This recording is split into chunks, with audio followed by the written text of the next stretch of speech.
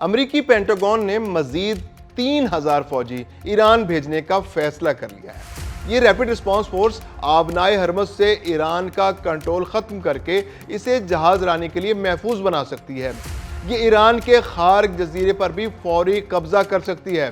خارق جزیرہ ایران کی تیل برآمدات کا مرکزی دروازہ ہے۔ ایسے میں امریکہ ایران کو مجبور کر سکتا ہے کہ وہ فوری طور پر مذاکرات کی میز پر آئے، آبنائے ہرمز کو کھول دے، لیکن اس کے پیچھے بہت سے خطرات بھی چھپے ہوئے ہیں۔ امریکی افواج کو نشانہ بنانا ایران کے لیے بہت آسان ہوگا۔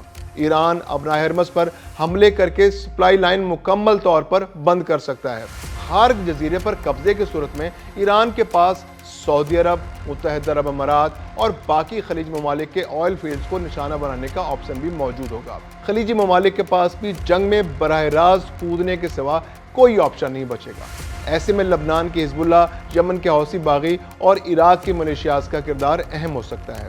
خارق جزیرے پر امریکی حملہ یا ممکن قبضہ اس بات کا اعلان ہرگز نہیں ہے کہ اس کے بعد ایران ہمت ہار جائے گا۔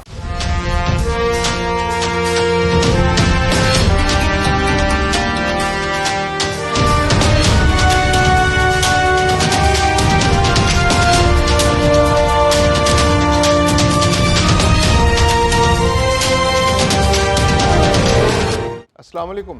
امریکی پینٹاگون نے مزید 3000 فوجی ایران بھیجنے کا فیصلہ کر لیا ہے۔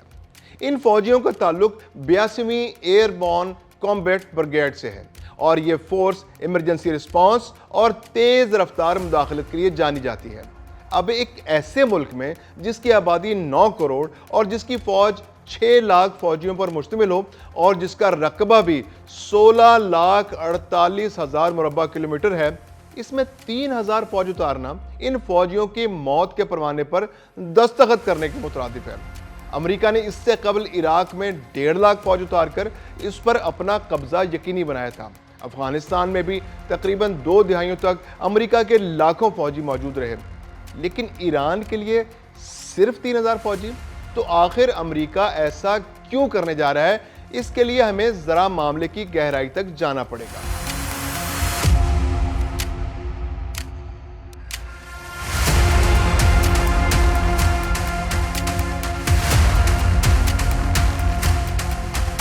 یہ بات تو طے ہے کہ یہ 3000 فوجی ایران پر قبضہ نہیں کر سکتے۔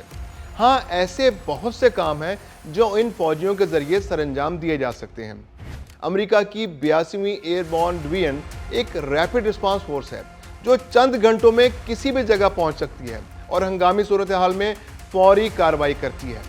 یہ مختلف ممالک میں موجود امریکی سفارت خانوں، فوجی اڈوں اور شہریوں کی حفاظت کے لیے استعمال ہوتی ہے، اور یہ خلیج میں موجود امریکی اثاثوں کو محفوظ بنا سکتی ہے۔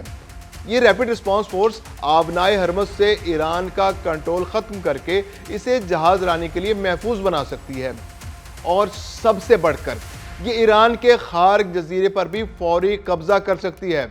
جی ہاں، ایران کی معاشی شارک خارق جزیرے پر، جہاں سے ایران کی 90% تیل برآمدات ہوتی ہیں۔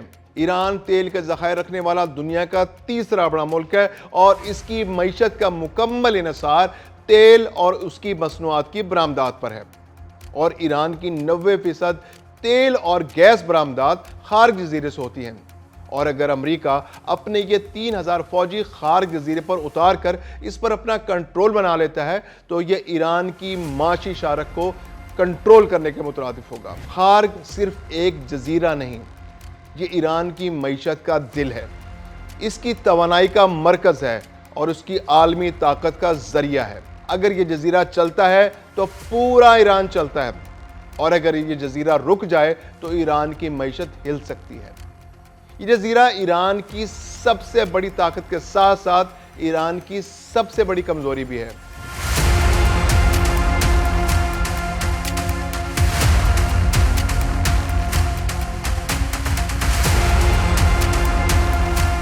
خارق جزیرہ ایران کی تیل برآمدات کا مرکزی دروازہ ہے۔ یہاں سے ایران کا 85 سے 90% خام تیل دنیا کو برآمد کیا جاتا ہے۔ ایک اندازے کے مطابق روزانہ 1.5 ملین بیرل تیل یہاں سے لوڈ اور عالمی منڈیوں تک جاتا ہے۔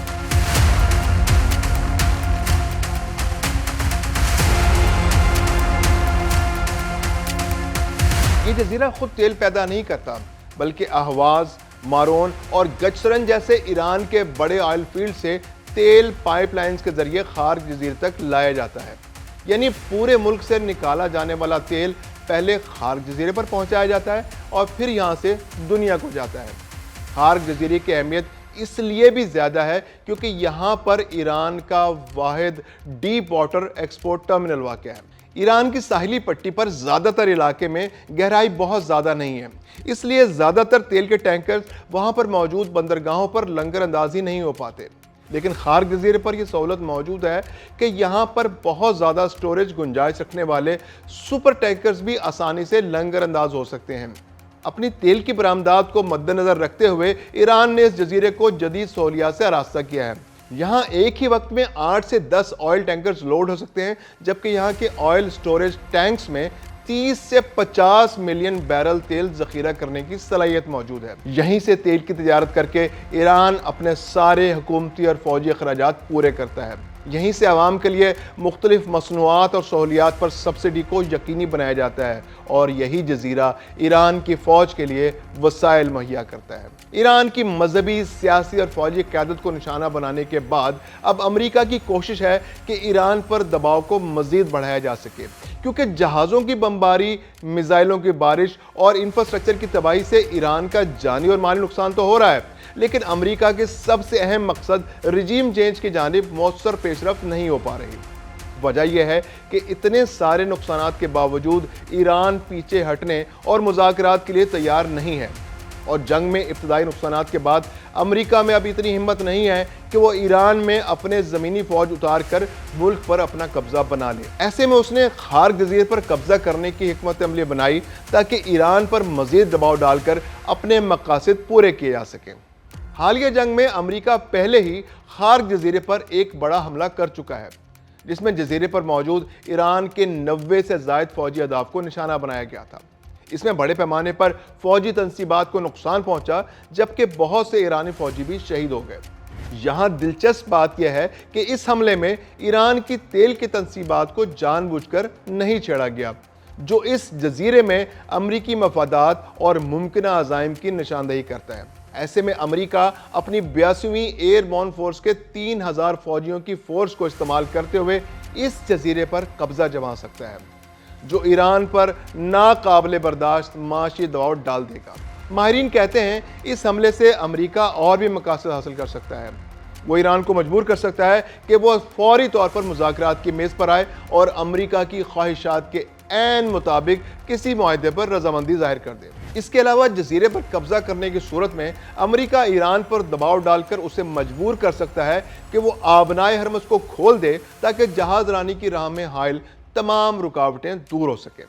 اور سب سے بڑھ کر اس قبضے کے ذریعے امریکہ ایران کی تیل کی سپلائی لائن کاٹ سکتا ہے، جو ایران کسی صورت برداشت نہیں کر سکتا۔ ابھی حملے کا باضابطہ اعلان نہیں کیا گیا، لیکن آپشنز پر کھلے عام غور ہو رہا ہے۔